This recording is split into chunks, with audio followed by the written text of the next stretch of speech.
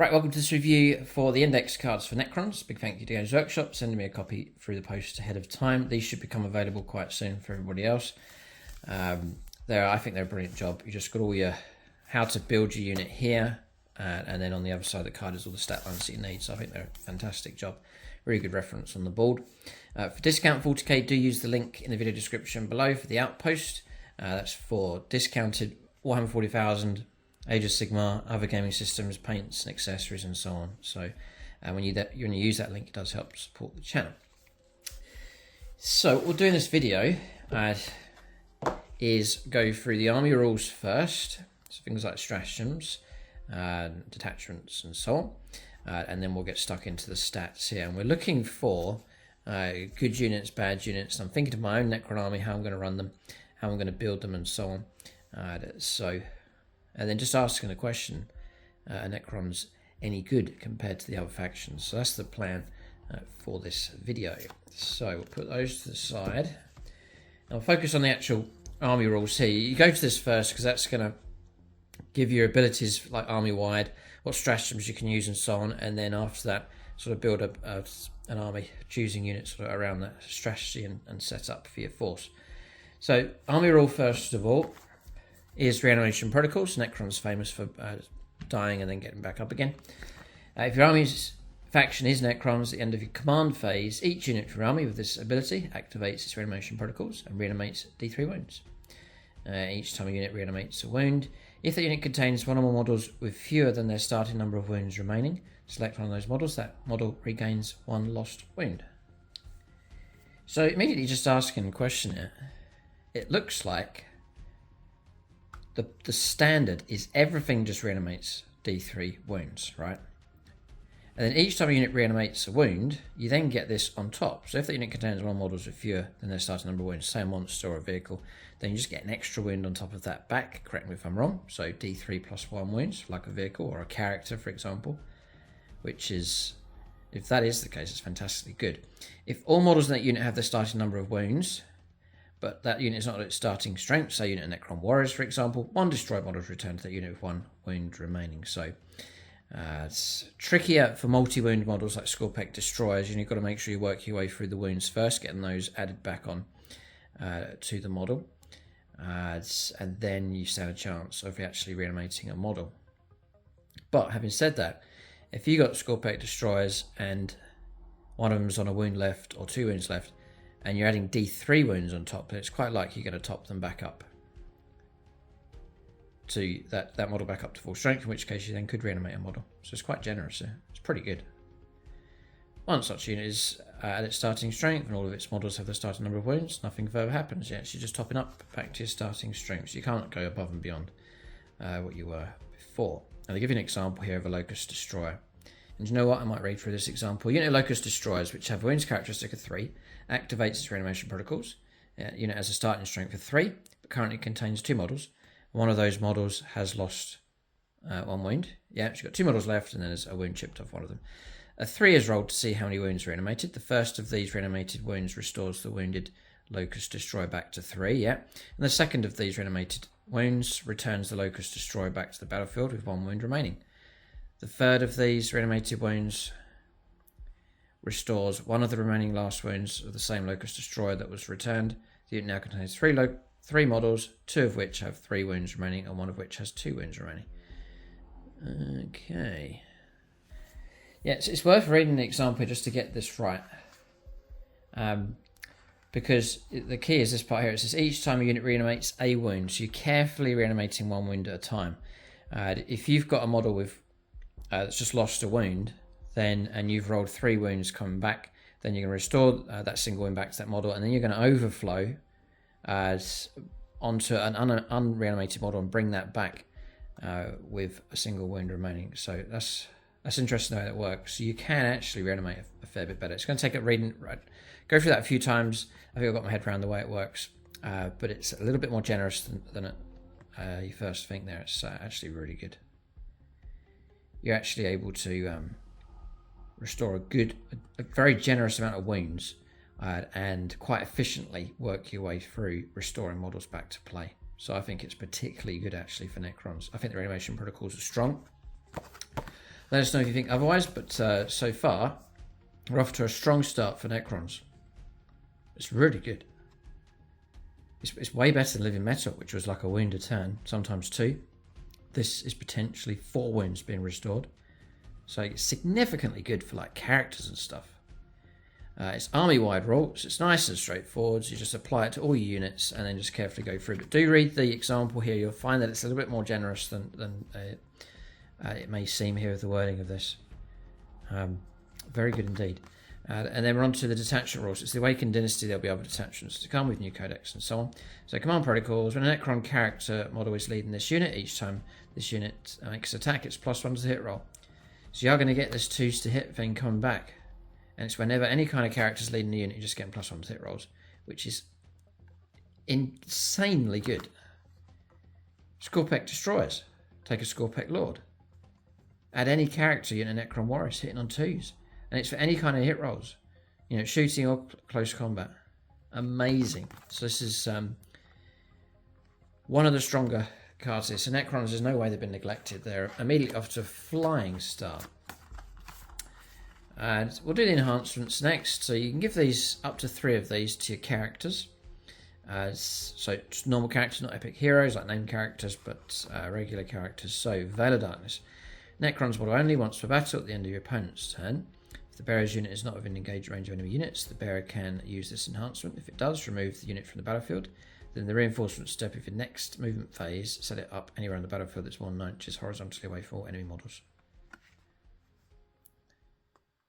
End of your opponent's turn. Yeah. So it's a very quick removal and redeploy, really, because end of their turn, then straight back in again on your turn. Yeah, you have to bring them in on your next turn, but it's a remove and redeploy. Super fast. Veil of Darkness. One of the stronger previous abilities for the Necrons has been brought over here into 10th edition. The Hypermaterial Ablator. Whilst the bearer is leading a unit, models that unit have the stealth ability, so -1 to hit them for shooting only. In addition, each time a ranged attack targets the bearer's unit, if the attack is not within 12 inches, models that unit have the benefit of cover, so again, quite generous. -1 to hit, and +1 to saving throws. For 4 up, 3 up save models, it's going to be very, very good indeed. Very, very good indeed. Give it to a Scorpec Lord. Cover, -1 to hit. We are on to a gold mine here for the Necrons. Really good. I want to keep this moving. I want to try and keep these videos as tight as possible. I think it's worth just going through the rules here and just chewing them over. But we're off to... Oh boy, this is really good. The Sovereign Coronal. It's an aura ability. Whilst the friendly Necrons unit is within 6 inches of the bearer, the unit counts as being led by Necron's character model. Oh, wow. Right, so now you've got your... Man, that's good. So you've now got an aura for your +1 to the hit rolls. Another one. I'm going to be running 3... I'm character heavy anyway from Necrons usually. I'm going to run 3 characters. I'm going to take 3 of these. There's no doubt. These are fantastic. A lot of the other factions I've reviewed, their enhancements are okay. There's a couple of good ones, but all 3 of these so far are excellent. And then Sempiternal Weave. The bearer has Feel No Pain at 4+, Feel No Pain. Oh, boy. Sport for choice. Let us know in the comment section, Necron players. What do you think? I mean, this is brilliant. It's so solid. We haven't even gone on to stratagems next. Even if all these stratagems are terrible, I'd still say Necrons are looking really good because of the abilities they can take, their standard army rules, and then you could cope fine without that. But this could be the icing on the cake here. So, Protocol of the Eternal Guardian. In any phase, 1 Necron's infantry character model from your army that was just destroyed. So, set the model back up on the battlefield as close as possible to where it was destroyed and more than an inch away from enemy models, with half of its starting number of wounds remaining. And you can only target the character once for this stratagem. So, we're off to absolute diamond here. You're guaranteed to get the model back up. It's any infantry character, and you're going to get half your wounds remaining, and you're going to deploy outside of engagement range. And it's 1 CP. It's 1 CP. Oh boy. I don't know. I just think Necrons is... Oh, man, this is really good. Protocol of the Hungry Void, 1 CP. In the fight phase, 1 Necrons unit from your army that has not been selected to fight this phase. At the end of the phase, add 1 to the strength characteristic and melee weapons equipped by models in your unit. In addition, if a Necron's character is leading your unit, to the end of the phase, improve the armor penetration characteristic and melee weapons by 1. Yeah, very useful, 1 CP. +1 strength, extra AP -1 if a character's leading them. Fantastic. Characters. It's going to be talking about characters here. Character. It's all... I'm going to go Necron character heavy. I did it previously, I'm going to do it again. Because it's just... It's all... You know, everything revolves around characters here. Our command protocols is all characters. Just keep that in mind. Choose your characters wisely. Spread them out across the army. And you'll do well, I think, for Necrons.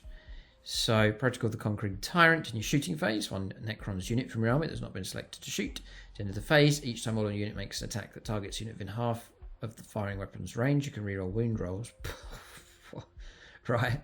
And if a Necron's character is leading your unit, at the end of the phase, this effect applies at the firing weapon's full range instead. So, re-rolling wound rolls.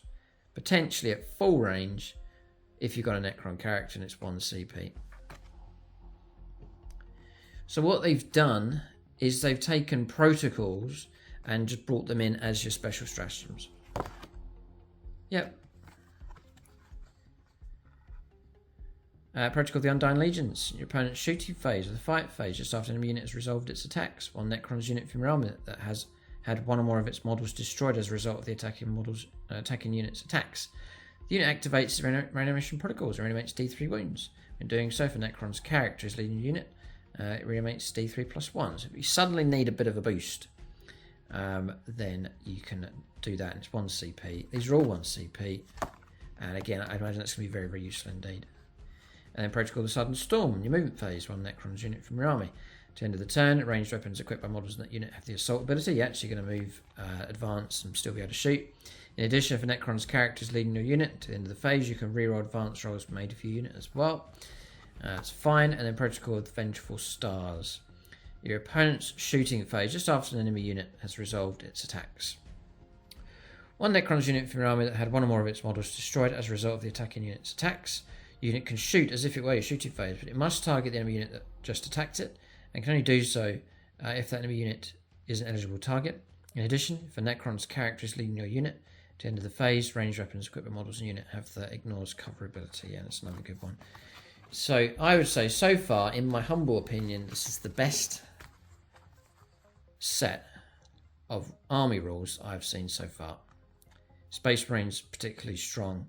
This is as strong. Necrons are solid, and we know their unit profiles are going to be solid. You know, tough, good armor saves, durable. They can kick out some decent firepower. They boast some brilliant melee units, and then this stuff is just struck a gold mine here. Necrons are fantastic, and you know they're good with the bump they got for Indomitors, the previous edition, all the new models and so on. Necrons are not thin on the ground. They're a good sized faction here. You know, they've got as many cards as Tyranids, for example, so you've got plenty of options for them. So I'm predicting Necrons looking strong enough, one of the stronger factions, I think. But if you agree, disagree, do let us know in the comment section for sure. So there's a fair bit to go for. I don't get too hung up on these. I'll try and pick out the main rules for them, and I'll skip stuff that's repeating itself, like weapon stat lines and so on. But we'll take a look at these models. So I'm going to take a Stormlord. So he can join Immortals, Lich Guard, and Necron Warriors. Movement 5, toughness 5, 2s for a save, 5 wounds. The Gauntlet of Fire is range 12, d6 attacks. Ignoring cover and auto hitting and torrent. Strength 5 -1 damage. Staff of the Destroyer can also shoot with that. Range 18, 3 attacks and 2s. Strength 6 -3, 2 damage. Not bad. And then Staff of the Destroyer, 4 attacks. 2s to hit. Strength 6 -3, 2 damage. It's devastating wounds, so 6s to wound. Converts into 2 mortal wounds to 2 damage. It's got Grand Strategist. At the start of your command phase, this model's on the battlefield, you gain a CP. So brilliant, exceptionally useful to have that, as we've seen. Stratagems for the Necrons are particularly good, and also from the core rulebook there's some really good ones in there as well. So any way that you can gain CP is going to be very, very useful indeed. It's an extra 6 command points during the game, just for having him on the board if you can survive through to the end of the battle, which is just so valuable. There might be other characters and models that can do that, but Imitate the Stormlord can do that one, so very big incentive to take him. Lord of the Storm, once the battle into command phase, this model can use this ability. If it does, roll 1d6 for each enemy unit within 12 inches of this model. On a 2 to 5, they take d3 mortal wounds. On a 6, they take d3 plus 3 mortal wounds. And he's got a 4+ invulnerable save. Yeah, it's an absolute solid choice. And even if he walks around, does nothing during the game, doesn't get to shoot, doesn't get to fight in close combat, he's granting you all those command points, which could be the game changer. So, very, very good indeed. Orican the Diviner. He's toughness 4 up save, 4+ invulnerable save, 4 win model. Staff of Tomorrow, devastating wounds, melee only here. 2 attacks, 3 to hit, strength 4, -3 d3 damage is not much. You're just taking him for his buffs really, which is Master Chronomancer. Whilst his models lead a unit, they get 4+ invulnerable save. That's exceptionally good. And the stars are right. Once per battle at the start of the fight phase, this model can use this ability. If it does, at the end of the phase, triple the attacks and strength characteristic of the model Staff of Tomorrow, and every successful wound roll is a critical wound. And a critical wound, it's devastating wounds. So, triple strength. So he'll get 6 attacks at strength 12. And, yeah. And every successful wound is a critical wound as well. So all of a sudden he could do something really good. How interesting. He can join Immortals, Lich Guard, and Warriors. There's a little note here. You can attach this model to one of the above units, even if one Royal Warden or Noble unit has already been attached to it. So you can stack your characters to some degree. If you do, and that bodyguard unit is destroyed, this leader units attached to it become separate units with the original starting strengths. Anrakia the Traveller. So he's going to be another epic hero. And you can only join Immortals. Nice model. 6 bones, 2 up save, toughness 5, tachyon arrow, 1 shot. Range 72. 1 attack, 2 to hit, strength 16, -5 d6 plus 2 damage. It's a potent enough weapon. It's one use only again. It's a devastating wound, war scythe, 4 attacks, 2 to hit, strength 8, -3, 2 damage. And then Lord of the Parian, 4+ invulnerable save by the way, Lord of the Parian Eternals. Whilst this model is leading a unit, each time modern unit makes attack up 1 to the wound roll. Excellent buff. Mind in the Machine, that's the old rule. That's the old rule. I remember that from a number of editions ago. At the start of your opponent's shooting phase, select one enemy vehicle within 12, visible to this model. This unit must take a leadership test. If the test is passed, to the end of the phase, each time modern unit makes attacks, subtract 1 from the hit roll. If the test is failed, the unit is not eligible to shoot this phase at all. So you actually can shut something down. And it's quite good because you're guaranteed that they're at least going to be -1 even if they pass their test. Another good one. All these characters seem solid enough. Vargard Obrion. Epic hero. You can join Warriors, Lich Guard, and Immortals. This model can be attached to a unit even if Nemsor Jandrek is already attached to it. The Ghost Walk is toughness 5, 2 up save, 5 wound model. Devastating wounds and precision. A lot of devastating wounds here for Necrons. 4 attacks, 2 to hit, strength 8, -3, 2 damage. Ghost Walk Mantle, whilst this model is leading the unit, models have the Fights First ability. Very good. And Vargard's Duty, whilst this model is in the same unit as Nemesis Zendrek character, models in that unit have the Feel No Pain of 4+. Liminal Zeros, who I shelved him for a while. He was okay, but it just, yeah, he wasn't that great for 9th edition. Shame, because the model's amazing. Movement 7. Toughness 8 on him. Very good. 2 up save. Very good. 9 wounds on him. Excellent. He's got the Eldritch Lance. Range 36. 3 shots. I think it was D3 previously, so that's already excellent. 3s to hit. Strength 9. AP -3. 3 damage. Excellent weapon. And you can use it in close combat. 4 attacks, need 3s, strength 9, -3, 3 damage. Excellent again. He also gets to attack with his impaling legs, which is extra attacks, an extra 4 attacks, need 3, strength 6, -1, 1 damage. So he's not that bad at all. He's got a Feel No Pain of 4+, that makes him fantastic, so it's equivalent now to like a 15 wound model. He's got a 4+ invulnerable save as well, so he's looking really tough. Illuminor. Whilst this model is in 3 inches of one or more other friendly Necrons unit, the model has the lone operative ability.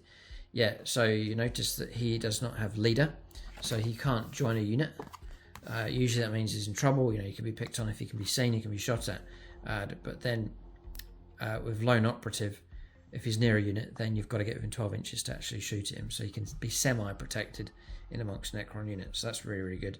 Then mechanical augmentation or ability. Whilst the friendly Necron's battle line units within 6 inches of this model, such as Necron Warriors and Immortals, each time a model in that unit makes an attack, improve the AP characteristic of that attack by 1. Incredibly good. And each time an attack targets that unit, worsen the arm penetration characteristic of that attack by 1. Just for having him sit there. I think Illuminor Xerus is heading back in to the to the army. He's epic hero though, so I can't attach my my enhancements and so on. So I'm thinking going for something like Xerus and like 3 more minor characters, something like that. Atomic Energy Manipulator at the end of the fight phase. If this model destroys one or more models this phase, at the end of the battle, add 3 inches to the range of its mechanical augmentation ability. So you can increase that to like 9 inches.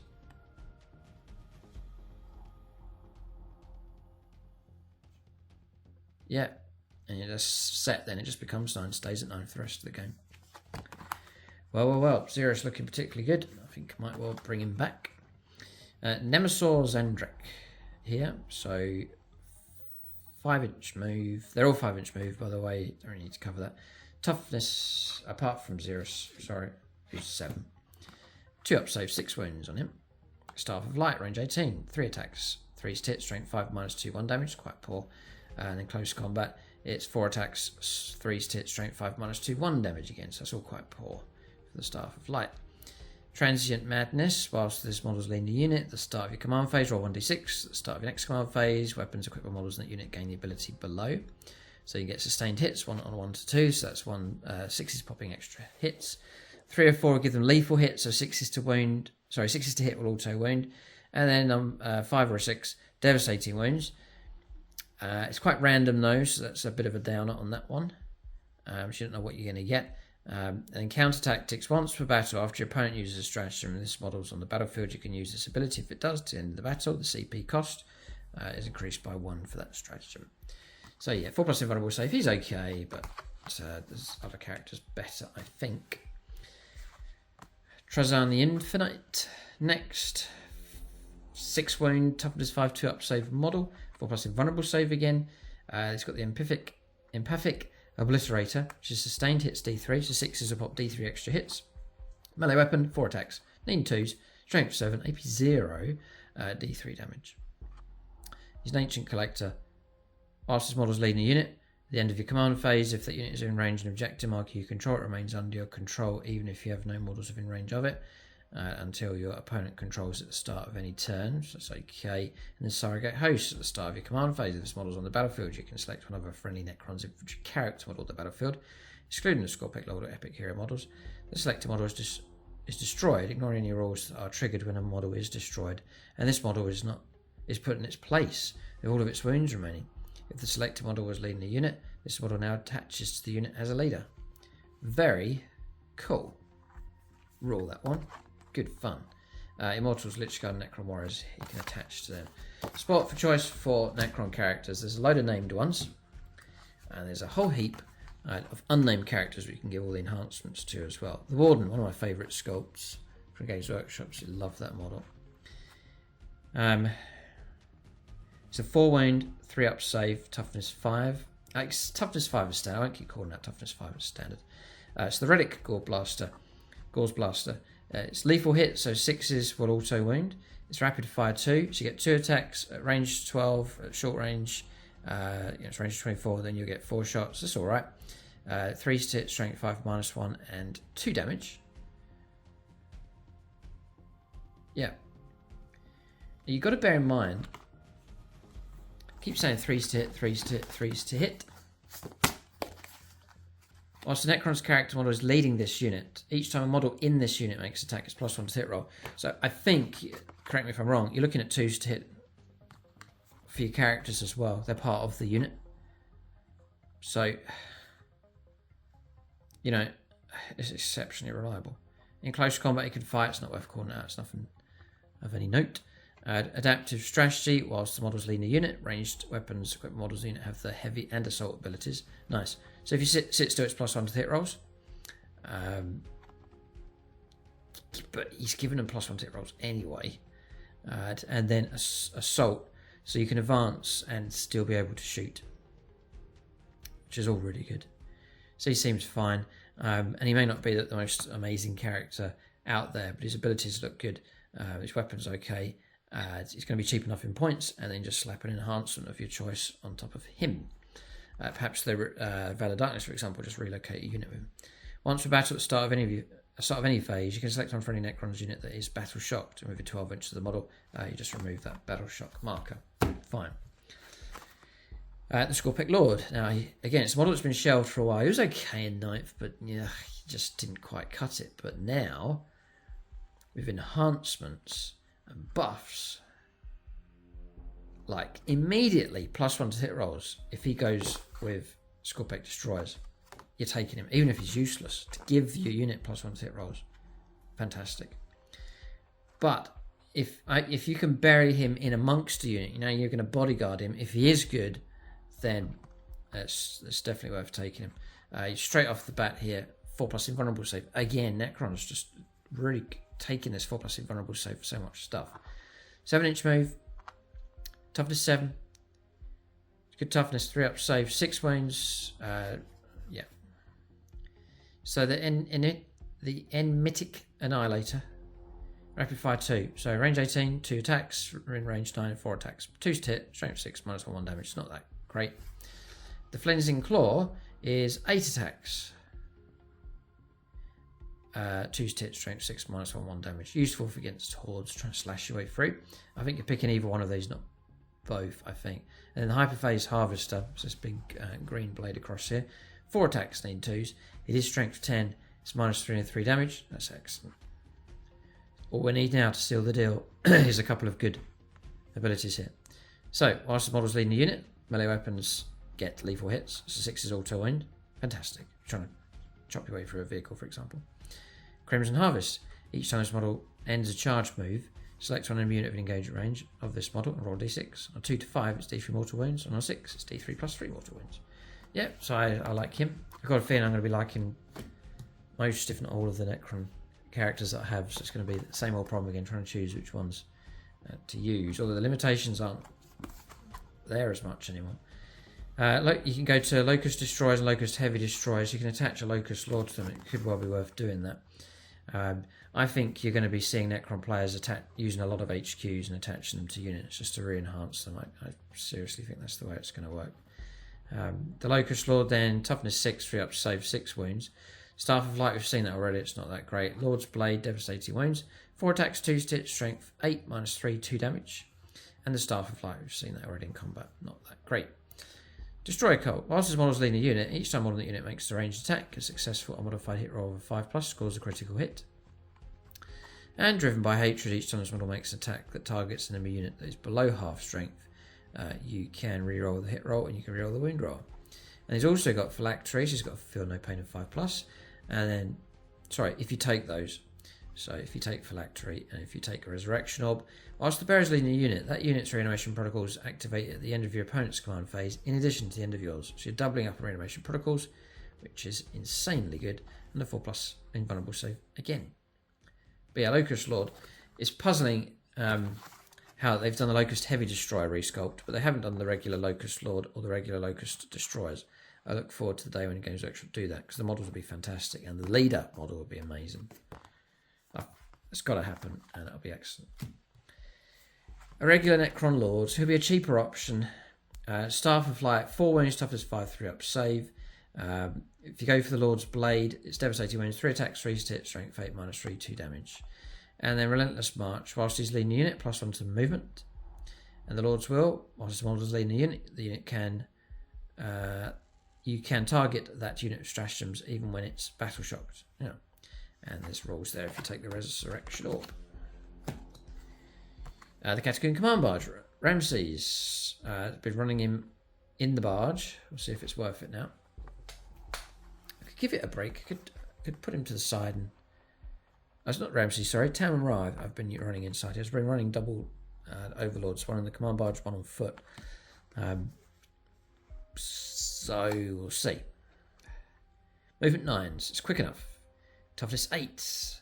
It's 3 up save. 9 wounds. OC of 3.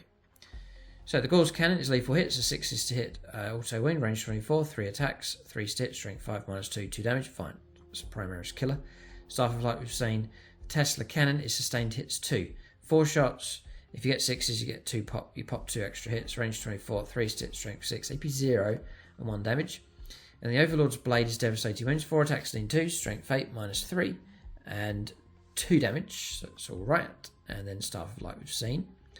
It does blow up, deadly demise of 1.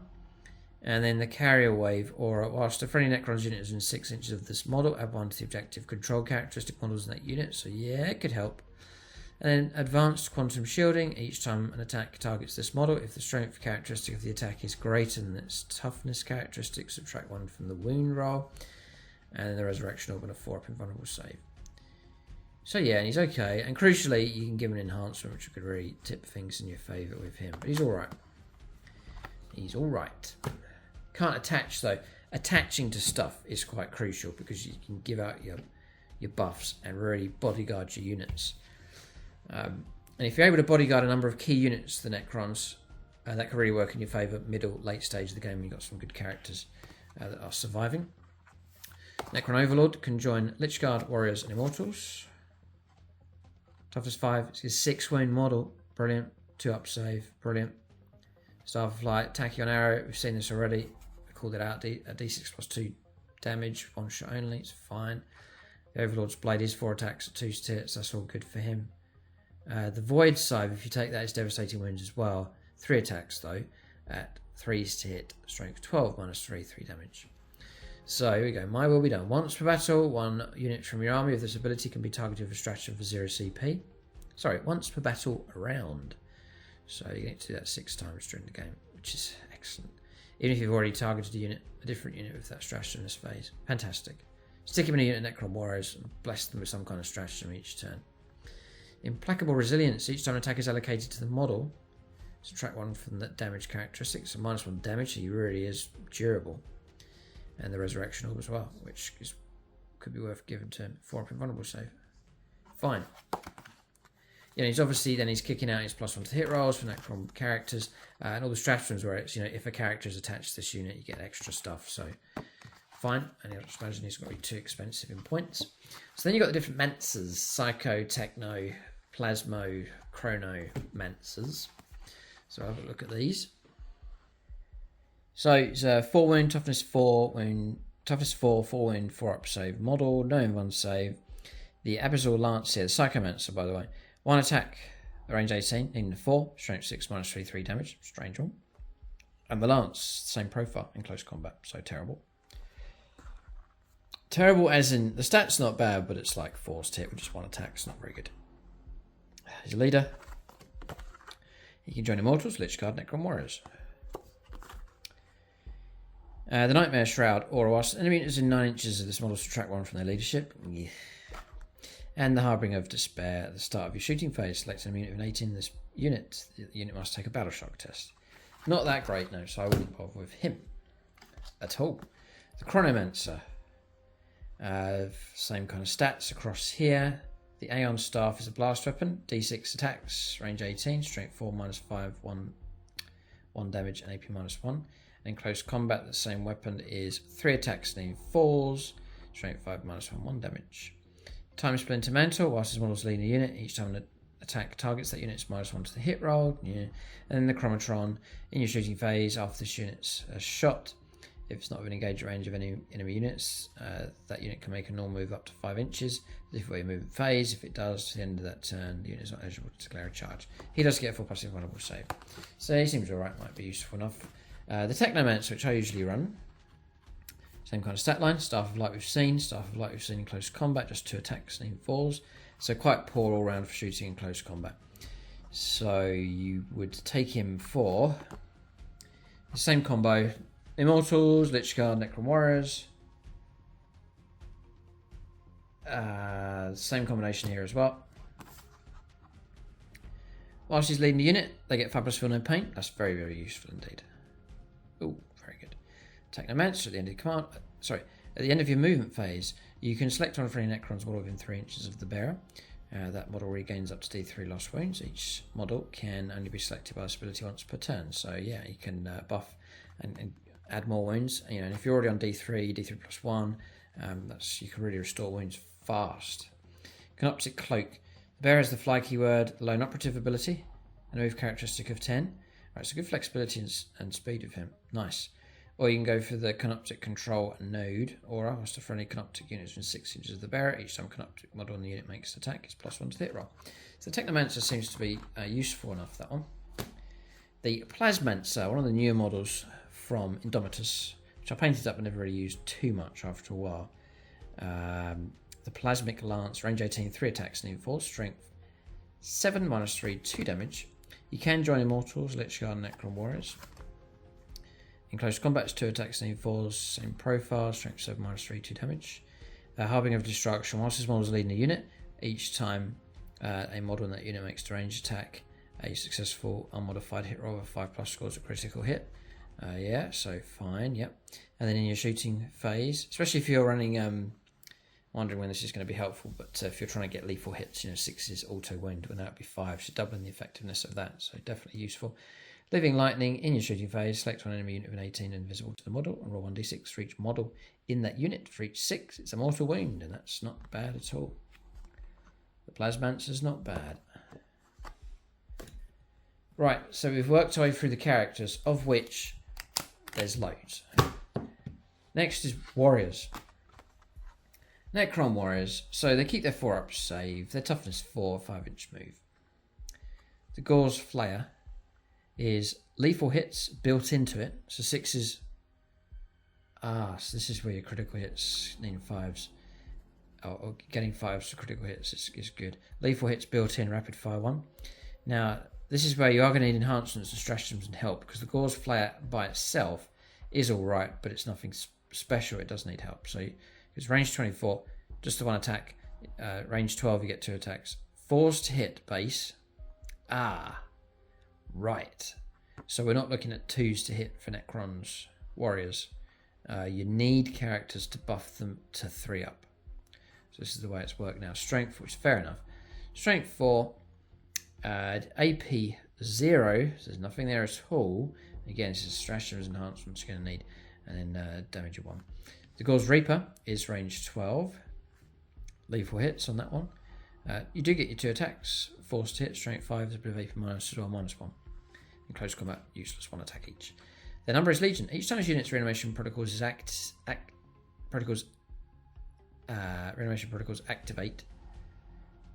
it reanimates D6 wounds instead of D3. Unless it's within range of an objective marker you control, in which case it reanimates D3 plus 3 wounds instead. Excellent. And in squads of 10 or 20. Okay. So, Necron Warriors are alright. They'll need help if you're going to get good work from them. Necron Immortals. Their toughness 5 of 3-up save for these guys. Still 1 wound. I can't remember. Were they... I don't think they went to 2 wounds in 9th edition. I think they still stayed at 1. Gore's Blaster then. Lethal hits with this as well. Range 24, so it's not longer in range. 2 attacks. 3s to hit, strength 5, -1s. It's a better weapon. Tesla Carbine is sustained hits 2. Only range 18 on the Tesla Carbine. 2 attacks, 3, strength 5, AP 0, 1 damage. They get 2 attacks in close combat, these guys, a little bit better. Implacable Eradication. Each time all on this unit makes an attack, reroll wound rolls of 1. If the target of that attack is an enemy unit within range of objective marker, you can reroll the wound roll instead. That's built into them, that's pretty good. Trying to clear objectives. You can take squads of 5 or 10. And that's it with those. So again, they're alright, but I think they need buffs and help. A Canoptic Reanimator, one of the medium-sized models from Indomitus. So again, I painted up and then just sort of fell away from using. Movement 7, toughness 6, 6 wounds, 3 up save. The Atomizer Beam, range 12. It's quite short. Range 3 attacks and 4 strength 6 -2 1 damage. It's pretty poor. And then in the claws, nothing scary going on. 4 up, feel no pain. You're purely taking this thing for its buffs, which is the Nano Scarab Reanimation Beam Aura. Whilst a friendly Necrons unit is within 12 inches of this model, each time that unit's reanimation protocols activate, that unit reanimates an additional D3. So, yeah, in the heart of an army, it could be useful enough. No invuln save. Interesting. You just take one of them. The Hexmark Destroyer. Fights by himself. He's got lone operative, so it'll be hard to target unless you're in the right range. Range 12. You can deep strike in, it keeps that. The Enmitic Disintegrator Pistols. So they are pistol, they're precision as well, so 6s. I don't know, when you wound the target, you get to allocate the wounds. So try and wheedle out characters. Quite low ranking ones, so it's not too scary. Range 18, 6 attacks, need 2, strength 6 -2, 1 damage. He gets 4 attacks in close combat. Inescapable Death. Once per turn, one unit from your army with this ability can be targeted with the Fire Overwatch stratagem 0 CP. And if you've already used that stratagem on a different unit, even if you've already used it on a different unit's phase, in addition, each time you target this unit with the Fire Overwatch stratagem or resolving that stratagem, hits resolved at 2s. Okay, so he's kind of kept that ability. I think he ran something like that for 9th. And then Multi-Threat Eliminator. Each time an enemy unit targets a friendly Necrons unit within 3 inches of this model, ranged attacks after that enemy unit has shot, this model can shoot as if it were a shooting phase. Oh, it's like a guard duty type thing with him. Okay, so interesting the way it works. I liked it when you killed models you get to shoot again. That was very cool, but that seems to have gone. Lich Guard next, which in 9th were a solid bodyguard unit, like a proper bodyguard type unit here. You can take squads of 5 and 10. They're 2 wound, 3 up, save, toughness 5.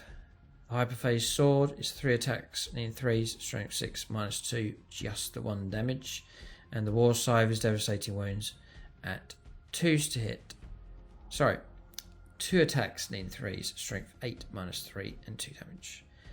Guardian Protocols, whilst the Noble is leading this unit, each time an attack targets this unit, it's -1 to the wound roll. And then they've got 4 invulnerable saves for the dispersion shields. So yeah, I'm sure they'll be alright. Death marks here, so these Necron snipers, just the 1 wound, 3 up save, toughness 5. The Synaptic Disintegrator is a heavy weapon and precision. 1 shot, range 36, 3s to hit, strength 5, -2, and 2 damage. Yes, you get the 2 damage, pretty cool. They get 2 attacks in close combat. And then Hyperspace Hunters, and they deep strike by the way as well. Once per turn, in the reinforcement step of your opponent's movement phase, when an enemy unit is set up on the battlefield from reserves within 18 inches are visible to this unit can shoot as if it were a shooting phase, but must only target that enemy unit when doing so. You can only do so if that enemy unit is an eligible target. Fine, so a bit of an ambush with them as well. Okay. Flayed Ones, the amazing resculpts from Games Workshop. 4 up save, toughness 4. They're infiltrate and stealth. Flesh Hunger, each time modern this unit makes a melee attack. If the target of that attack is below half strength, 6 is a successful hit roll scores a critical hit. Well, you just got to hit them. And they get sustained hits of 1 and twin linked, so you reroll on your wounds. You get 4 attacks, with 6 is popping extra hits. 3s to hit, strength 4, -1, 1 damage. They're shredders, they'll shred light infantry and so on. And they're twin linked, you're all in your wounds, they'll chew through stuff fast enough. The old Flayed Ones. Crypto Thralls. What do we do with these then? Seeing that the Plasmancer can join a unit. Okay, so you get 2. At the start of the declare battle formations setup, or step, sorry, this unit can join one other unit from your army that is being led by a Canoptic infantry model. Sorry, a Cryptek. Get it right. Cryptek infantry model. A unit cannot have more than one Crypto Thralls unit joined to it. If it does, to the end of the battle, every model in this unit counts as being part of that bodyguard unit, and that bodyguard unit's starting strength is increased accordingly. So they're absorbed into the unit. Interesting the way that works. And they count as a separate unit, so they could bodyguard. So you've got your character, your bodyguard unit. These are attached as another separate unit. I think maybe you could allocate to these guys first, just to protect the other models, not just the character. Toughness 4, 3 up save, 2 wounds each. The Scouring Eye, which is a range 6, 2 attack, strength 4, force to hit, strength 5 -1 1 damage. And the Scythed Limbs in close combat is 4 attacks and 4, strength 5 -1 1 damage. So nothing scary going on with those. They've got a 4+ for no pain, so brilliant for absorbing damage. And then Bound Creation, whilst this unit is in the same unit as a Cryptek model. That Cryptek model has the Feel No Pain of 4+, so they can protect him as well from precision blows. And then Synaptic or Systematic Vigor. Each time model in this unit is destroyed by melee attack. If that model has not fought this phase, roll a d6 or 3+, don't remove it from play. It gets to fight, but not that that's going to be too significant with its few attacks coming through. Okay, perhaps one of my favourite units, the Necrons. I'm sure these are going to be really good. Probably going to get them to be joined by a Scorpic Lord. I'm probably going to take a unit of 6 and a Plasma Sight, or 2, it seems to be, with these. So, the movement 7, toughness 6. Fantastic. So, guardsmen with the little bayonets are going to need 6s to win them. 3 up save, 3 wounds each. OC of 2, not bad. So the hyperphase weapons, so they've just given a broad hyperphase weapons ability, so the weapons are all the same across the board. That's alright, as long as they're not terrible. 4 attacks, nothing special going on. 3s to hit, strength 7, it's okay, and then AP -2, it's alright, and then damage of 2, thankfully. So yeah, they've not been nerfed like heirlooms, thankfully. Whirling Onslaught. Each time model in this unit makes a melee attack, you can ignore any roll modifiers to the attack's weapon skill characteristic and or that attack's hit roll. So you will hit on your 3s or more if a character's with them. The Plasma Sight. This annoying floating thing. Once per battle, for each Plasma Sight this unit has, and I think you can have 2. When this unit is selected to fight, you can use this ability. If you do so, to the end of the phase, melee weapons equipped by models in this unit have the Devastating Wounds ability. And there it is. That is the killer there with that one. So mortal wounds coming through. Fantastic. You place the relevant number of Plasma Sight tokens next to the unit, removing 1 each time this unit uses this ability. Fine, just burn them up and remove them from play. The model itself acts as a reminder. Fantastic. Yeah, it says here for every 3 models in the unit, you can take a Plasma Sight. So I plan to run a unit 6. I'm now pretty well justified at doing that, because the old worry is gone now for 9th edition. 5 was good for coherency. 5 was good for blast. 6 now is still the same for coherency because they've expanded it to 6 models, and 6 for blast. 5 for blast makes no difference. So I definitely can go for 6 models. And it's definitely worth doing it if it gets you an extra Plasma Sight for the ability for twice in the game to go to Devastating Wounds. How long does the Devastating Wounds last? End of the phase. You might need it for your combat, then you come around to your opponent's turn, their combat, you can use it twice. So worth doing. And yeah, I'm going to run Scorpic Destroyers. Can't see why not. Brilliant. So they're in. The Dark Stalker, which I don't have in the... I've never run one. 9-inch moves, it's quite quick. Toughness 8, 3 up, save, 12 wounds. There's no damage bracket. It's got 4+ invulnerable save, excellent. The Heat Ray, which is always pretty good. You've got 2 options. You've got a Torrent Ignores Cover, range 12, 2d6 auto hits, strength 5 -1 1 damage. We've got the Heat Ray Focus, useful that you can split between the 2, good versatility. It's Melter 4. Range 18 though. 2 shots, needing 3s. Strength 9 -4, d6 damage. So if you get to within range 9, it'll be d6 plus 4 damage. You got the Particle Shredder, which I haven't covered already. It's Blast, Devastating Wounds, range 18, D6 plus 6 attacks, really good. 2 stats, strength 7, AP minus 0 and 1 damage though. And the Twin Heavy Gauze Cannon, which will be twin linked, and then 3 attacks, 3 stats, strength 8 minus 2, 2 damage. The Stalker's Forelimbs, in close combat, 4 attacks, need 3, strength 7 minus 1, 3 damage. And the Targeting Relay. In your shooting phase, each time this model is selected to shoot, after resolving its attack, select one enemy unit that was hit by one or more of those attacks. At the end of the phase, that unit cannot have the benefit of cover. Yeah, okay, 4 plus vulnerable save. So yeah, it's alright. Reanimation on Protocols is looking particularly good, so it's not bad.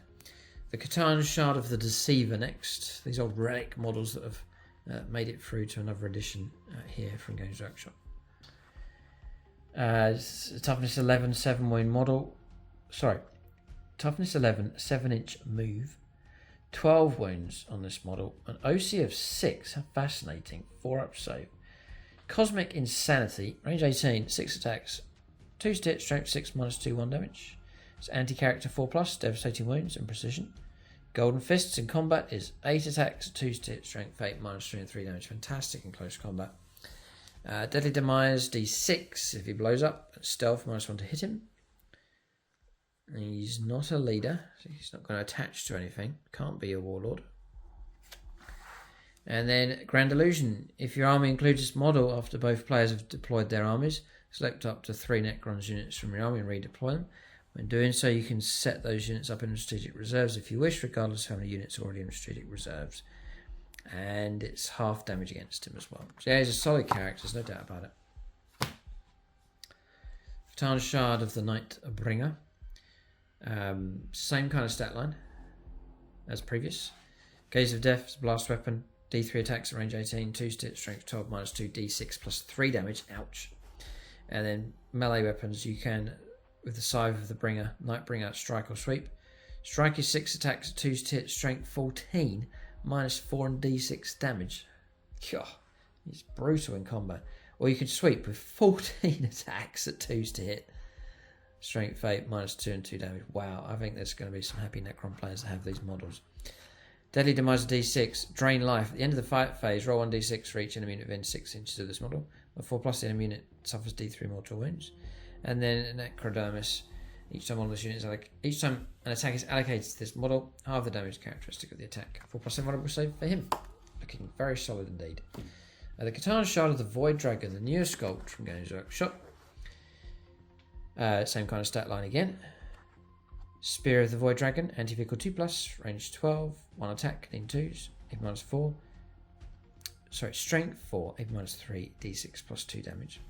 The Voltaic Storm. So yeah, he's strength 4, but against vehicles he's 2s to wound, so he makes up for that with that one.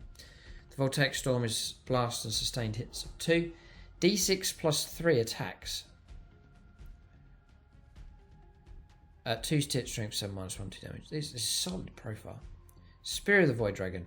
Anti-vehicle 2 plus again. Strike. 5 attacks and 2. Strength 12 minus 3. D6 plus 2 damage.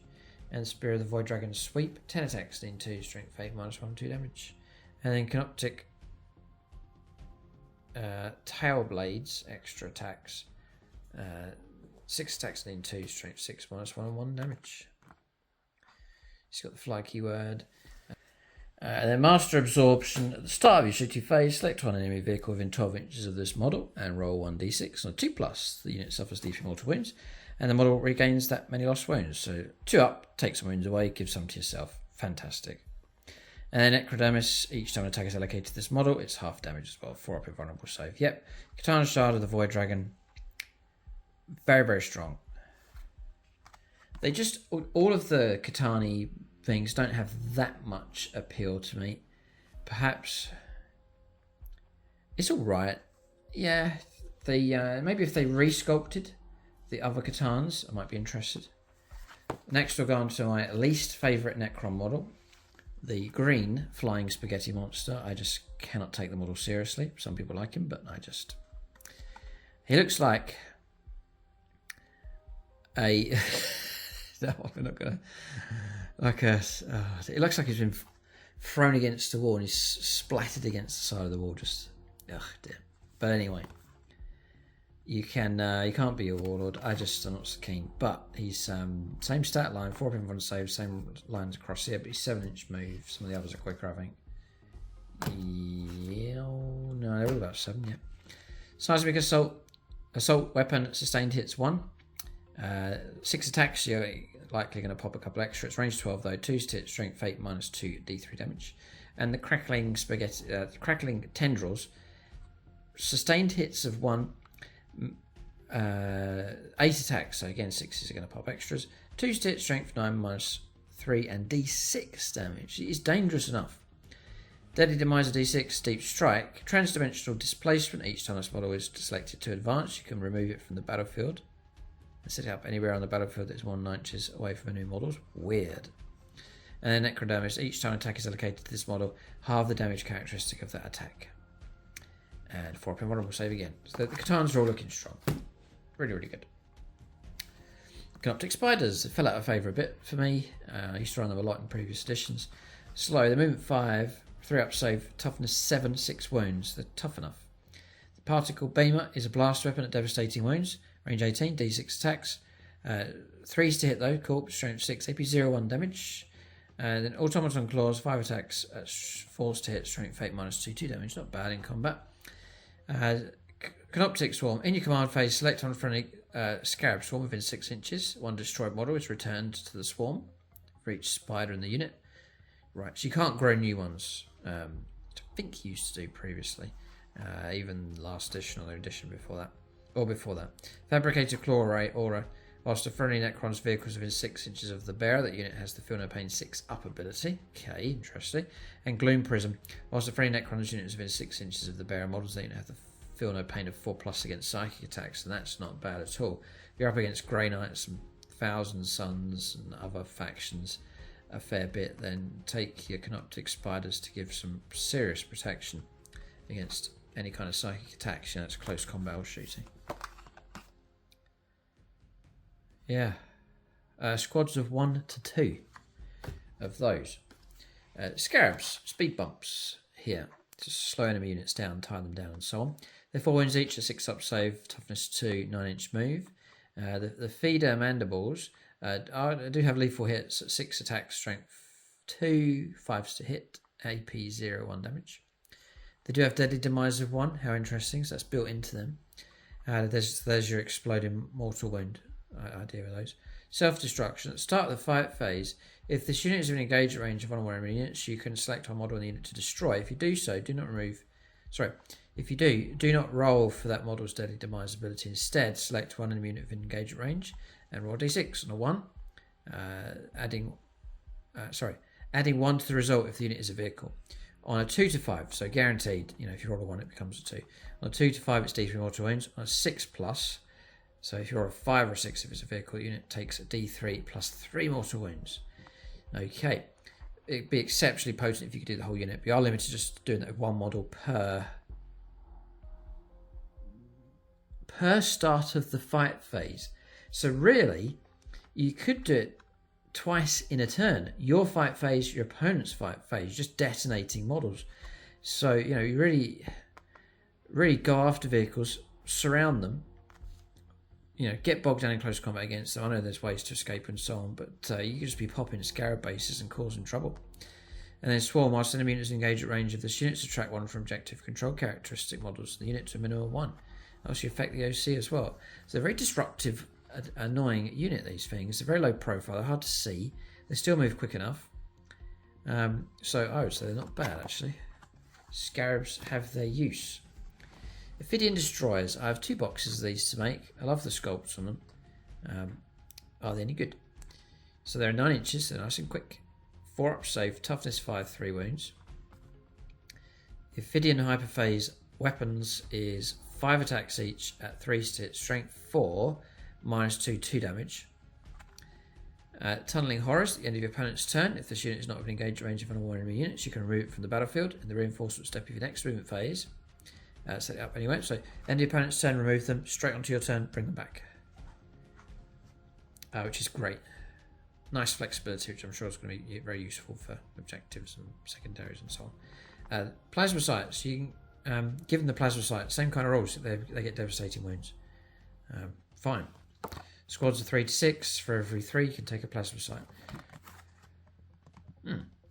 Well, I shelved mine. I built my plasma sights for that. No,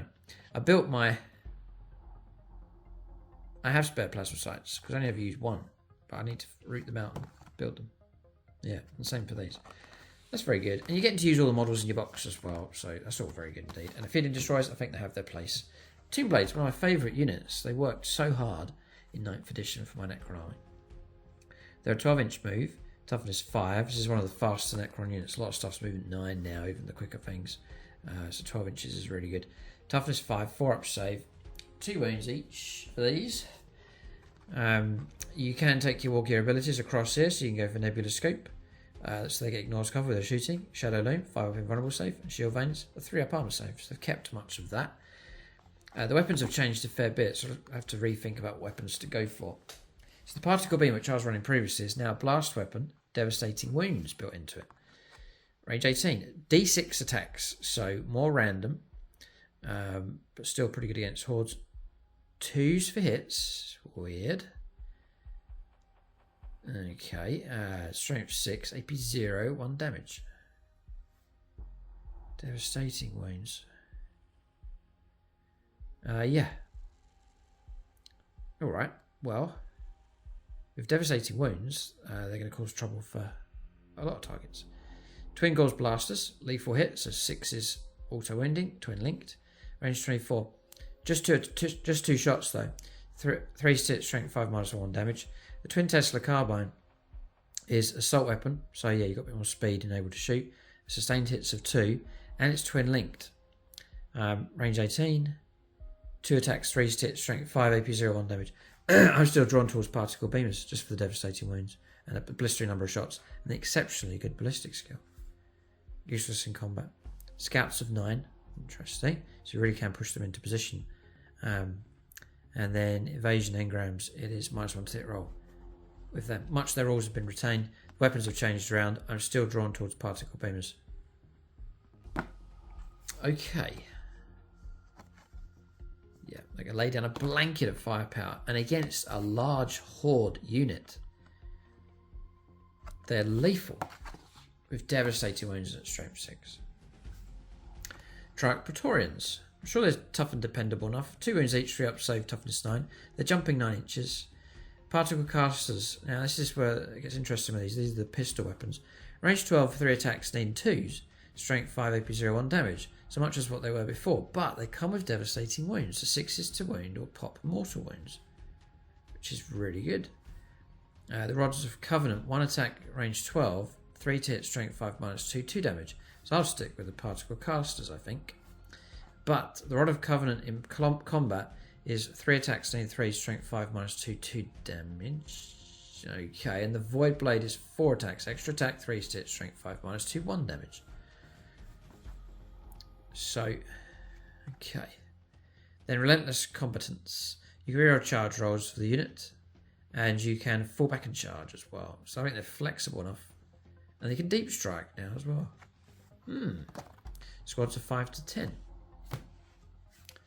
Canoptic Wraiths, one of the classic Necron units. 3 wounds, 3 up save, toughness 6, 9-inch move.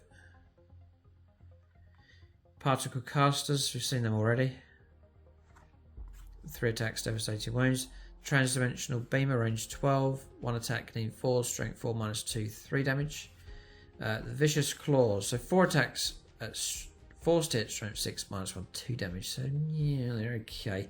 And then Whip Coils as well. 8 attacks. 4s for hits, strength 4, AP 0, 1 damage. 4 plus invulnerable save.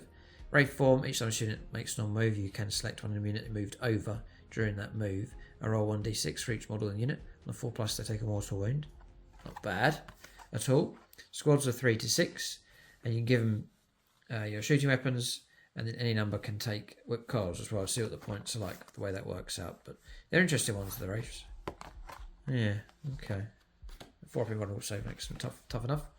So on to some of the vehicles now, which, according to Games Workshop, vehicles are meant to be better now for 10th edition. So Annihilation Barge is 9-inch move, toughness 8, 3 up save, 9 wounds. 4+ invulnerable save built into this thing.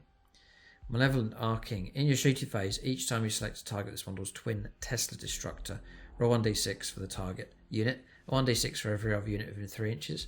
On a 5+, the unit being rolled for is struck by arcing energies. After resolving all the model's attacks against the target unit, each unit struck by arcing energies suffers d3 mortal wounds. Nice. Good fluff behind that. Good fun. Gauze Cannon we've already seen. The Tesla Cannon then... we've seen that already. The Twin Tesla Destructor. Sustained hits of 2 and twin linked. Range 36. So 6 shots. 6 is popping 2 extra hits. 3 is to hit. Strength Fate. AP -0, which is a shame, but that's what Tesla's like. And then 2 damage built in on that one. And twin linked. It's not bad. Pretty good. It's alright. Okay, so it's alright. The Doomsday Arc. This is your real big gun for the Necrons. 14 wound, toughness 9, 9-inch move, 3 up save model. Again, 4+ invulnerable save built in. Overwhelming Obliteration. Your movement phase. If this model remains stationary, at the end of the turn, its Doomsday Cannon has devastating wounds. Okay, just as long as you get the roll for it. It has a damage profile here. -1 to hit rolls between 1 to 5 wounds. So here we go. The Doomsday Cannon. It is a blast weapon and heavy. So if you sit still, +1 to hit rolls. Fantastic. Range 72. D6 +1 attacks. So you're looking at 3, 4, 5 shots against a vehicle. Sitting still needing 2s. Yeah, 3s to hit. Could be 2s. Strength 15. Amazing. AP -4 and 4 damage. And really do need multiple hits of wounds come through to start causing trouble for vehicles. But yeah, it's good. It's good. The Gauze Flare array. I saw the Gauze Flare sticking out the side. Lethal hits of those, rapid fire 5 attacks, and the usual profile. We've covered it. Okay, so yeah, it's scary enough. If you're a fan of that one, it seems to be potent enough. Locust Destroyers. Aha, right. I'm waiting for the resculpt with these. Toughness 6, 3 wounds. We've been through the profile for them. We've seen the Gauze Cannon, I think already. I've called it out. 6 is auto wounding. 3 attacks, 3 hit, strength 5 -2 to damage. It's got Hardwired Hatred. Each time model in this unit makes an attack that targets the closest eligible enemy unit, its real hit rolls of 1. So it's worse than what it was. It's got to be the closest eligible. So yep. Now this one interests me a lot. The Locust Heavy Destroyers. I think I built 2 or 3, and I've got 3 more. So do I run 2 squads of 3? I can. 1 to 3. So you can take them as individuals or 2s or 3s. Are they good against vehicles? The answer is yes, they are. Their toughness 6, 4 wound, 3 up save, movement 7 model. So you can go for the Enmitic Exterminator, which is a heavy weapon. Rapid fire 6, sustained hits 1. 6 attacks, then 3s to hit, range 36, strength 6 -1, 1 damage. Take that shredding ability if you want to. I go for the Gauze Destructor to give me some anti-vehicle ability here. Lethal hit, so 6 is to hit, auto wound. Very good. Heavy, excellent, because you could get your 2s to hit. Range 48, 1 shot though, but 3s to hit could be 2s. Strength 14, amazing. AP -4 is excellent for 10th edition, and a straight no nonsense 6 damage. And that, when I say that to James, what damage is it? Oh, it's a 6. What? That's the response. And that's good. So 6 damage. Nice and easy, James. Nice and straightforward for you. Just a straight 6 wounds. Brilliant. So I shall continue with my building and painting of these. I think they're fantastic. Reanimation Protocols is good for these guys. Yeah, toughness 6 is going to help them. That's all good. Just looking. They're mounted fly, no infantry. Each time model on this unit, so optimized for slaughter. Each time model on this unit makes attack with an Enmitic Exterminator against an infantry unit. Reroll win rolls of 1. Each time you make an attack with a Gauze Destructor against a monster or vehicle, that's exactly what I'm going for. You can reroll win rolls of 1. Fine. Brilliant. I'll take that. Excellent. So Locust Heavy Destroyers. amazing sculpt from Games Workshop, waiting for the regular Locust Destroyers. And that just hold it right there a second. Oh. It looks like you can't do your Locust Destroyers, Locust Heavy Destroyers combo. It's gone. You can only take Locust Destroyers or Locust Heavies. That's the way it works. But you can take 1 to 6. You can take individuals, according to this, which is interesting. As squads of 6, by the way, with the regular Locust, squads of 3 maximum for the Locust Heavies. Canoptic Doomstalker. I think this has got better for a number of reasons. So movement 7. It's got slower. 3 up save. 12 wounds. Toughness 8. OC of 4. Doomsday Blaster. It's an arc. It's a blaster. It's a blast weapon and heavy. So if you sit still, it's +1 to hit rolls. You're starting on a 4+. So there you go. You can get your 3s. And a lot of the time it is going to sit still. There's no silly, not silly, but there's no change in profile if you move or you don't. You just get the same profile, so that's good. For fighting against heavy infantry or larger, targets, you've got blast in there as well, so you could be getting more attacks. Range 48. Number of attacks is D6 +1 now, so brilliant. 4s to hit could be 3s. Strength 14, -3 damage. That's scary enough. And if they're cheap, I'm inclined to run some of those. Especially again with Reanimation Protocol's been so good. Sentinel Construct. Each time you target this unit with the Fire Overwatch stratagem, after resolving that stratagem, it's 5+ for hits. It is in a damage bracket though, 1 to 4 wounds remaining. And it does retain the 4+ invulnerable save. So yeah, Doomstalkers look fine. Sorry, it's got the Twin Gauze Flare as well, just the 1 shot, rapid fire 1, lethal hits, nothing good about that at all. The Ghost Arc is a little bit quicker actually. It's a 10-inch than some of the other vehicles. 10-inch move, toughness 9, 14 wounds, 3 up save. Flare we've seen. Deadly Demise D3, 4+ invulnerable save built in. Nice straightforward roll for the vehicles, just 4+ invulnerable save. Really, across the board, that's just really adding to the durability. Repair Barge. Once per phase, just after an enemy unit finishes making its attacks, if one or more friendly Necron Warriors units within 3 inches lost 1 or more wounds as a result of those attacks, this model can use its ability. If it does, select one of those Necron Warrior units. That unit's reanimation protocols activate. The same Necron Warriors unit cannot be selected for this ability more than once per phase. See, there's some buff going on there for getting warriors back into the fight, which could all help with their durability. That's about it for the Ghost Arc. Whether it's worth taking it for that is up to you, and it can transport 10 Necron Warriors and 1 Necron's characters, so that's quite good. I guess they've had to do that now with the attaching characters stuff going on, because it would have been a real handicap if they'd retained like carry 10, then no one else. It just stops you from taking characters with units, but they've opened up the capacity on those a little bit. The Doom Scythe, 20-inch plus movement, toughness 9, 12 wounds, 3 up save. The Death Ray is sustained hits of D3, but you do need those 6s to come through. Range 36, 3 attacks, 3s to hit, strength 16, -4 D6 +1. It's definitely potent enough. The Twin Tesla Destructor is quite cool. Sustained hits of 2 Twin Link, 6 attacks, 3s to hit, strength 7, AP 0, 2 damage. And then the Atavistic Instigation. Each time this model targets an enemy infantry unit with the heavy Death Ray, your opponent must declare if that unit will stand firm or duck for cover. Oh, weird. If it stands firm, resolving attacks against that unit with the weapon this phase, successful unmodified hit roll of 5+ scores a critical hit. Okay.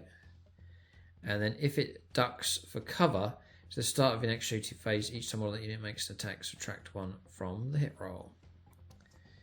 Okay. Right, gotcha. 5+ for critical hits, which then gives you your sustained hits D3. You could be hit more if you don't duck. Okay, it's got a damage bracket in there as well. No invuln save for these. Okay, and then the Night Scythe, we've covered the Twin Destructor on it, same kind of profile. Translocation beams at the end of the fight phase. If there are no No models currently embarked on the transport. You can select one for any Necrons infantry unit wholly within 6 inches of the transport. Unless the units are in engaged range or any more units that can embark within this transport. So you can pick people up. Yeah. 1 to 4 wounds remaining for damage. And transport capacity of 1 Necrons infantry unit. Right. So it could be 20 Necron warriors and 2 characters. There's no limitation here. I guess it's beaming them in as opposed to carrying them, so that opens the way up. So that's quite amazingly useful. Quite good actually, because if you're able to pick people up, then you can pick up big units. Interesting dynamic going on there with the Night Scythe. I do like the flyers, the Necrons, could bring it back. The Obelisk next. This huge thing. 22 wounds, 2 up save, 14 toughness, 7-inch move. The Tesla Sphere is... So it's got 4 of them. So remember to multiply this by 4. Right, range 24, anti-fly 4 plus sustained hits of 2, 6 attacks, 3 hits, strength 7. But it's even minus 0 and 1 damage. That's poor. It's a big thing. 1 to 8 wounds, minus 1 to hit rolls. Gravitic Pulse. At the start of your opponent's movement phase, you can select one unit of an 18 visible to the model. At the end of the phase, subtract 2 for the move characteristic. Subtract 2 from advanced and charge rolls. In addition, if the unit can fly, to the start of the next movement phase, roll 1d6 for each time that unit ends any type of move on a 4+, it's d3 mortal wounds. So, yeah, it's okay. I would give that one a miss, but it could be useful enough. The Tesseract Vault. Massive thing. 24 wounds, toughness 12, 2 up save. So this one's got 4 Tesla Spheres again, which we've seen them already. It's got Catan powers, so the Antimatter Meteor, range 24, d6 plus 3 attacks, 3 stitch, strength 10, minus 3 damage. Cosmic Fire, indirect fire, by the way, devastating wounds and blast on that one. Ignores cover, devastating wounds and torrent for Cosmic Fire, range 18, 3d6 auto hits, strength 6, minus 2, 1 damage. Or Times Arrow, which is anti-character 4+, devastating wounds and precision. Ooh, scary. Very scary, could root out characters with that. Range 24. 1 attack, need 2s, strength 3, but it's anti-character 4+, 8 minus 2, but 6 damage on characters. Ouch. 4+ invulnerable save on this one. Not on the Obelisk, though. Right. And then the power of Catan. You shooting phase when this model is selected to shoot. First, select one of the Catan powers, which we've just looked at. At the end of the phase, this model is equipped with that weapon in addition to its other weapons. So, yeah, it's okay. And when it explodes, d6 plus 3. But no, not too impressed with them. Maybe good fun in the Apocalypse game. The new Sculpt Monolith. 20 wounds, 2 up save, 14 toughness. 14 toughness. So 6 is to wound with strength 7 weapons. Wow. Alright. So the Death Ray. Range 24. Just the 1 attack though. Sustained hits a d3. If you do get a 6 it's better, but only 1 shot. 3 hits, strength 12. Minus 4, d6 plus 1 damage. So not too scary. It's unlikely you're going to get that 6. The Gauze Flux Arc, which I'd imagine it's got 4 of them. Oh.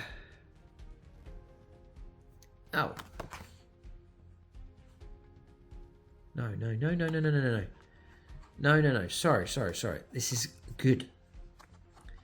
Death Ray only 1 shot, but you've got 4 of them. So now you're looking good. It's the Particle Whip's the main gun. The Death Rays are the ones at the edge that you can swap out. The Particle Whip is blast, devastating wounds. Range 24. 3d6 attacks. Whoa, 3 stitch, strength 8, minus 1, 2 damage. Yeah, scary enough. If you go for the Gauze Flux Arc option, which is the standard loadout, you can swap those out for the Death Rays. Gauze Flux Arcs are lethal hits, rapid fire 3. Range 24, strength. Range 24, 3 attacks, 3 stitch, strength 6, minus 1, 1 damage. Yeah, I'd take Death Rays for sure. I definitely would. And then Portal of Exile in close combat, 6 attacks, need 2s. Strength 8, minus 2 and 3 damage. Yeah, Monolith's excellent. Now, what a bullet magnet is, it's going to take a lot of effort to bring that thing down.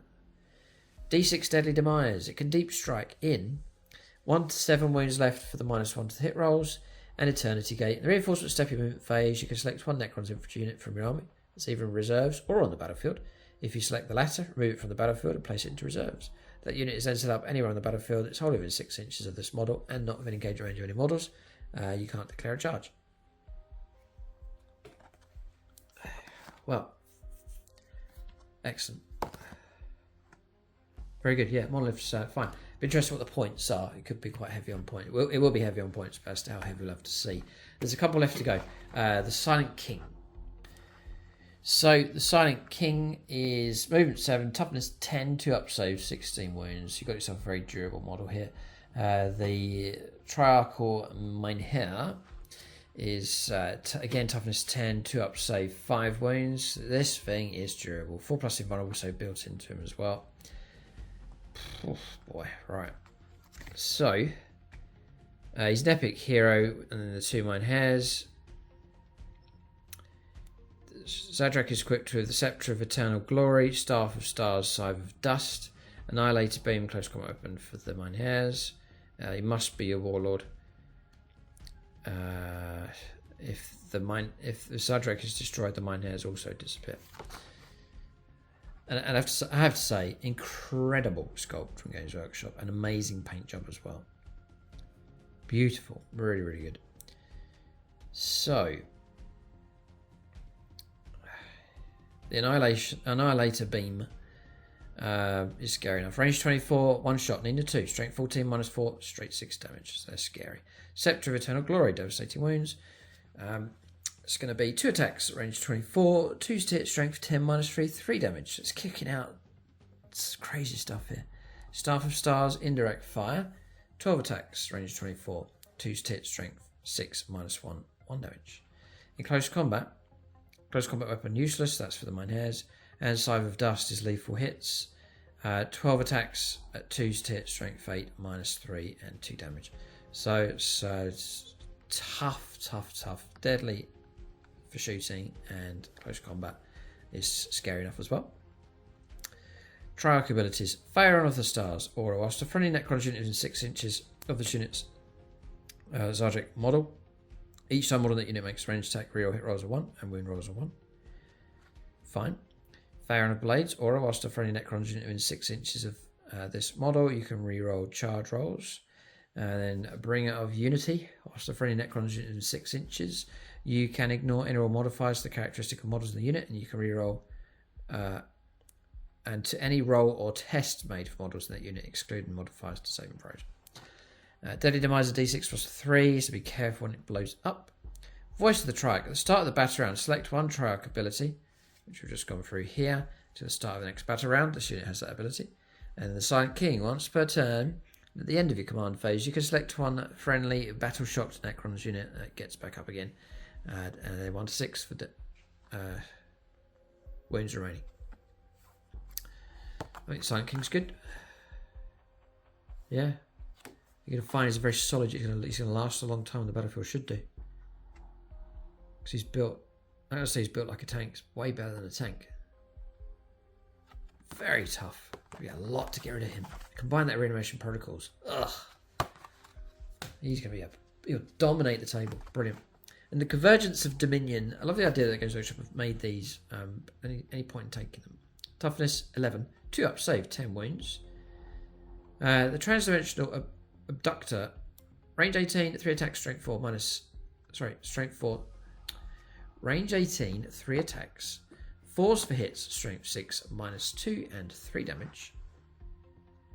Reanimation nodes, it's an aura ability. Whilst a friendly Necrons unit within 6 inches of this fortification, each time that unit's reanimation protocols activate, you can reroll the dice to determine how many wounds are reanimated. So yeah, a little bit of a buff there. It's okay. And then Ancient Cover, each time a ranged attack is allocated to a model. If that model is not fully visible to every model in the attacking unit because of this fortification, that model has the benefit of cover, so you can shelter behind it a little bit. And then one enemy unit is only within engagement range of one or more fortifications from your army. That unit can still be selected as the target of a ranged attack, but each time such attack is made, unless it is made of a pistol, subtract 1 from the hit roll. And models in that unit don't need to take desperate escape tests due to falling back whilst battle shocked, except for those who move over enemy models when doing so. So that's the Convergence of Dominion. You get 3 of them. and it talks about deployment for them just there. So yeah, they're okay. They look quite cool, even if you get them just as terrain features, perhaps to add interest to your table. So that's it. That's the profiles of the Necrons. Very strong for unit faction rules. Stratagems look great. Loads of HQs and characters to choose from. Good units all round. I think for the Necrons, there's some deadly stuff for close combat. There's some very, very powerful and durable characters. The models look solid. The 4+ invulnerable save across the board looks good. And then infantry, the blistering side of their firepower, which I tried to emphasise for my 9th edition list, it perhaps is there. It needs kind of help, but maybe for infantry firepower, not as scary as once it was, with a lack of some AP minuses and so on going on. But there's enough rules and things to discover in there that you can get some combos going on that really can give you some great enhancements on the tables. In my opinion, Necrons are looking a solid choice. Do let us know what you think in the comment section below, and then perhaps you feel the urge to expand your Necron army or add to your 40k collection. Do use that link in the video description below for the outpost. It doesn't cost you anything to do it. When you use that link, it does help support the channel in a small way. We can redeem the points for vouchers, which we can then use to get more models to expand the armies on the channel. Thanks for watching. Tune in next time.